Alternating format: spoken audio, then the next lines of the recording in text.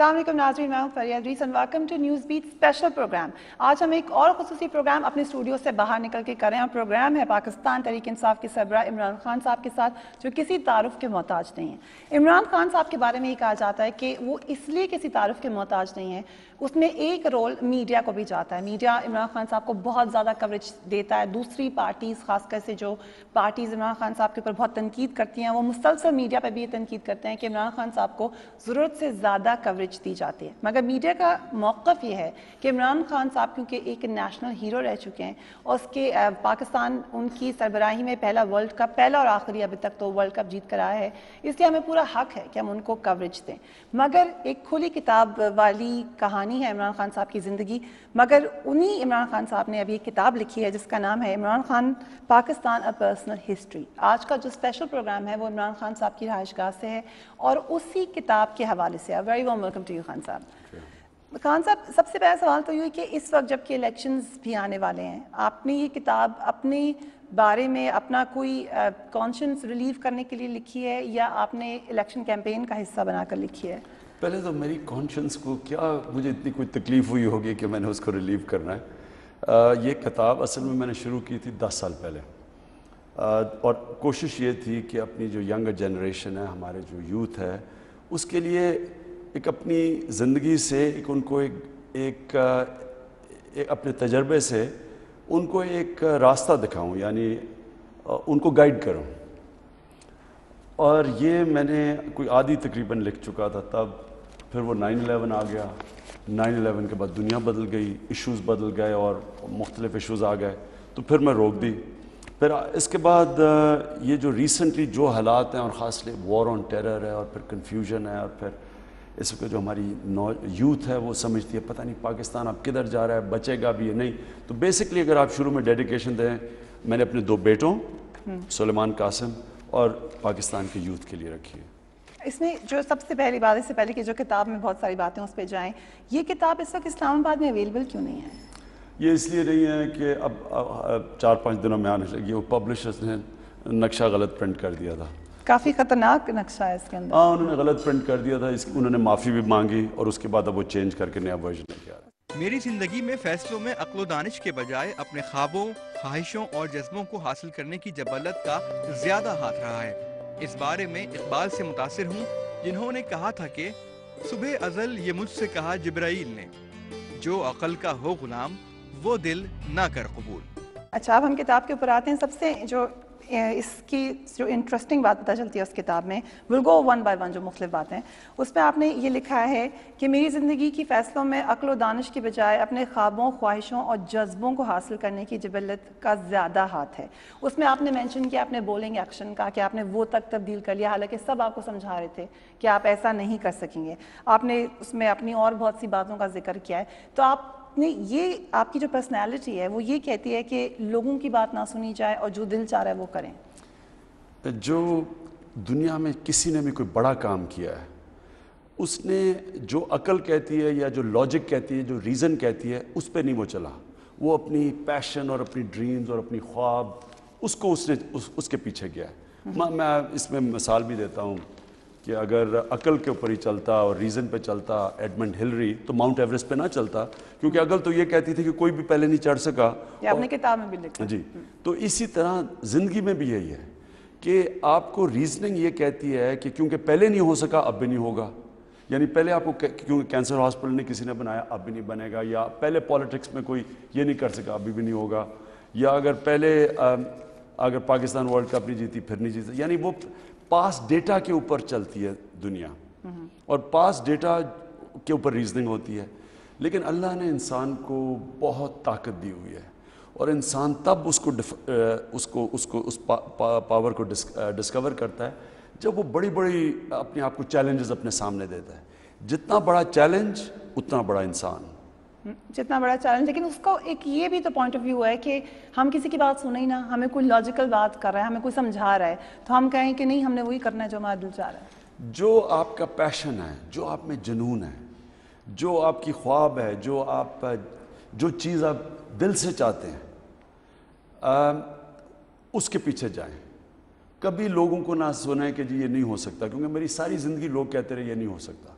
میں کرکٹ کھیلنے گیا, انہوں نے میرے 2 فرسٹ کزنس تھے, میرے ہیرو تھے ماجد خان اور جاوید برکی, سب نے کہا کہ ان میں زیادہ میرے سے ٹیلنٹ تھا, وہ میرے سے بہت اچھے تھے, میں نہیں بن سکتا, میرا بازو بھی خراب تھا تھوڑا شروع میں, تو وہ سمجھتے تھے میرے ویسے ہینڈی کیپ. تو اگر میں لوگوں کی باتیں سنتا میں کچھ بھی نہ کرتا. جو چیز میں کرنے لگا لوگوں نے کہا یہ نہیں ہو سکتا, کرکٹر نہیں ہو سکتا, تیز بولر نہیں بن سکتا, تیز بولر کیپٹن نہیں بن سکتا, ہاسپٹل نہیں بن سکتا, پالیٹکس میں آپ ان سیاسی مافیوں کے سامنے نہیں کھڑے ہو سکتے. یعنی ہر جگہ یہ آپ کے سامنے آتا ہے. لیکن میری سوچ یہ ہے کہ انسان اپنا پوٹینشیل ڈسکوری تب کرتا ہے جب وہ لوگوں کی نہیں بات, اپنے دل کی بات سنتا ہے کہ وہ کیا چاہتا ہے, اس کو کیا چیز, اس کا پیشن کیا ہے. ہر انسان میں ہوتا ہے, لیکن بدقسمتی یہ ہے کہ ایک چیز انسان کو بڑے انسان بننے سے روکتی ہے, اور وہ ہے خوف, ہارنے کا خوف, لوگ مذاق اڑائیں گے اس کا خوف, موت کا خوف, ذلت کا خوف, یہ رسک جانے کا خوف, یہ سب خوف ہیں جو انسان کو کوئی بڑا کام کرنے سے روکتے ہیں. اب یعنی کہ آپ نوکری ہے, آپ کو دل کچھ اور کر رہے ہیں لیکن اس نوکری میں پھنسے ہوں اس لیے کہ اگر یہ میں نے چھوڑ دی تو میری روزی نہ چلی جائے. رسک کا خوف. بڑا بزنس مین بڑے وہ بنتے ہیں جو بڑے بڑے فیصلے کرتے ہیں, بڑی رسک لیتے ہیں. جس میں خوف ہوتا ہے وہ بڑا بزنس نہیں کر سکتا. یعنی خوف ایک ایسی چیز ہے جو انسان کو ایک بڑا انسان بننے سے روکتی ہے. تو ابھی آپ سیاست کو سمجھتے ہیں کہ ایک اور ایسی جگہ ہے جہاں پر آپ کو کوئی خوف نہیں ہے, آپ کسی کی جو بھی مشورے ہیں ان کو سچا نہیں سمجھتے؟ اگر مجھے خوف ہوتا تو میں پالیٹکس کر رہا ہوتا, اور وہ بھی ان سب کے سامنے, سارے دریا میں تیر کے اور مگرمچھوں سے لڑائی. یعنی یہ ہو گیا نا, کیونکہ یہاں تو یہ سیاسی مگرمچھ ہیں, یعنی ان کی تو یہ مافیاز ہیں, یہ پالیٹکس میں آتے ہیں مال بنانے, اور مال بنانا اور بچانا. تو یہ لوگ خوف زدہ جن سے ہوتے ہیں, یعنی کہ جو ان کے مال کو تھریٹن کرتا ہے, ان کی زندگی خطرے میں. تو اس لیے اگر آپ کو موت کا خوف ہو آپ کبھی پالیٹکس میں نہ آئیں. تو اس پوائنٹ آف ویو سے ہم دیکھیں تو آپ کی زندگی تمام آپ کے پیشن کے اوپر محیط ہے, اس میں کسی کی گائیڈنس, کسی کا مشورہ, کسی بڑے کی سمجھانے والی بات کوئی شامل نہیں ہے. کسی کے نہیں. اور میری والدہ کی جو سب سے بڑی کنٹریبیوشن یہ تھی کہ انہوں نے مجھے کبھی نہیں روکا, کیونکہ انہیں پتا تھا کہ جب میں کسی چیز پہ فکس ہو جاتا تھا تو پھر وہ مجھے روکتی نہیں تھی. وہ صرف یعنی میں جب 18 سال کا پاکستان ٹیم میں سلیکٹ ہوا تو اب پڑھ رہا تھا, تو انہوں نے صرف میرے سے اب میں نے اسے اجازت لینی تھی کہ انگلینڈ کا ٹور تھا, انہوں نے صرف میرے سے یہ وعدہ لیا. انہیں پتا تھا کہ میرا اتنا دل ہے کہ میں جاؤں گا, تو انہوں نے کہا اچھا چلے جانا لیکن اپنی پڑھائی مکمل کرنا. تو انہیں یعنی کہ وہ سمجھتی تھی کہ جو میری ڈریمز ہیں, جو میری خواب ہے, وہ اس کے پیچھے میں جاؤں گا, تو وہ پھر مجھے بیک کرتی تھی. مگر اس کو دوسرے بچے ایسے بھی لے سکتے ہیں کہ ہمیں بڑوں کی بات سننی نہیں چاہیے. بڑوں جو وزڈم ہے, جو حکمت ہے, وہ بڑوں سے آتی ہے, لیکن جو پیشن ہے وہ انسان میں ہوتا ہے. کئی دفعہ بڑے آپ کو روکتے ہیں, اب مثلا میرے جو چھوٹے بیٹے ہیں دونوں, اب اگر مجھے پتہ ہے کہ اس کا دونوں کا کوئی پیشن ہے, وہ کوئی دل سے وہ کام کرنا چاہتے ہیں, میں کبھی نہیں ان کو روکوں گا. میں ان کو ایڈوائز کروں گا, میں انہیں یہ کہوں گا کہ یہ آپ کو پرابلمز آئیں گے, لیکن میں روکوں گا نہیں. مثلا کوئی بڑا کام, کوئی ان کے دل میں ہے چیز وہ کرنا چاہتے ہیں, میں ان کو روکوں گا نہیں, کیونکہ اگر انسان کے دل کی جو آواز ہے اس کو فالو کرنا چاہیے. اچھا, اب آتے ہیں آپ نے کیونکہ شروع سے آغاز ہی بتایا کہ آپ باہر پڑھنے کے لیے گئے, اسی کتاب میں آپ نے محترمہ بے نظیر بھٹو کے کئی حوالے دیے ہیں, اور وہ کیونکہ بہت بڑی سیاسی پرسنالٹی ہیں, اس حوالے سے آپ نے خاص کر سے اپنی دوستی کا ذکر کیا محترمہ بے نظیر بھٹو کے, جب وہ آکسفورڈ میں اپنا الیکشن لڑ رہی تھیں. کس طرح کی آپ لوگوں کی اس وقت فرینڈشپ تھی, اور آپ نے پیپلز پارٹی کیوں نہیں جوائن کی اگر فرینڈشپ تھی تو؟ نہیں, دوستی کی وجہ سے میں کوئی پارٹی تو نہیں جوائن کرنے لگا.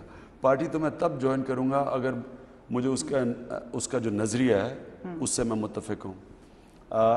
میں جتنا بھی کسی سے کوئی مجھے پسند ہو, ابھی بھی میری دوستی کسی سے بھی ہو, مثلا میرے دوست مختلف پارٹیز میں تھے, اس کا یہ نہیں مطلب کہ میری دوستی ہے تو میں ان کی پارٹیز میں چلا جاؤں. میں نے کبھی ووٹ نہیں ڈالی تھی. وہ اس لیے, اس کی وجہ یہ تھی کہ میں سمجھتا ہوں میں جب تک کسی سے یعنی مجھے کوئی کنٹرول نہیں کر سکا.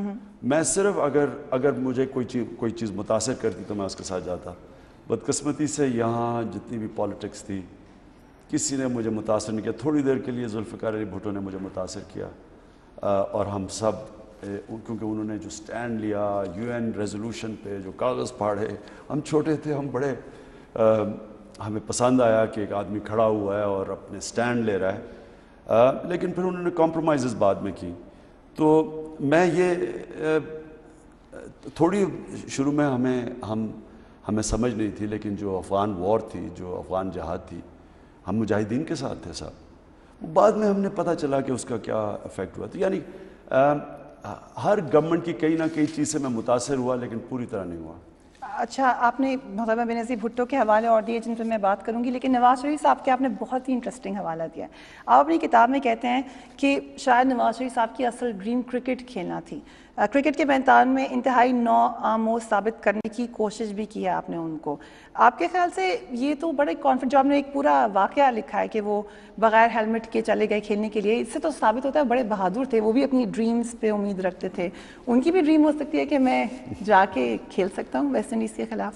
بہادری بھی کہہ سکتے ہیں کہ آپ اس بولنگ اٹیک جس کے خلاف جو پروفیشنل کرکٹر ہو، جو ٹرینڈ ہو، وہ خوف زدہ ہو، اور وہ جو آدمی کلب کرکٹ کھیلتا ہو وہ ان کے خلاف چلا جائے. یہ ایسے بھی کہہ سکتے ہیں کہ فائرنگ اسکواڈ کے سامنے چلا جائے. تو آپ کو ان کی تعریف کرنی چاہیے نا. انہوں نے he believed in his dream. نہیں، میں اس میں ایک اور چیز نکال رہا تھا کہ دیکھیں، زندگی میں کوئی شارٹ کٹ نہیں ہے. آپ کی اگر ڈریم ہے، اس ڈریم کے لیے آپ کو جدوجہد کرنی پڑتی. یہ نہیں ہو سکتا. اب میری ڈریم تھی ٹیسٹ کرکٹر بننا.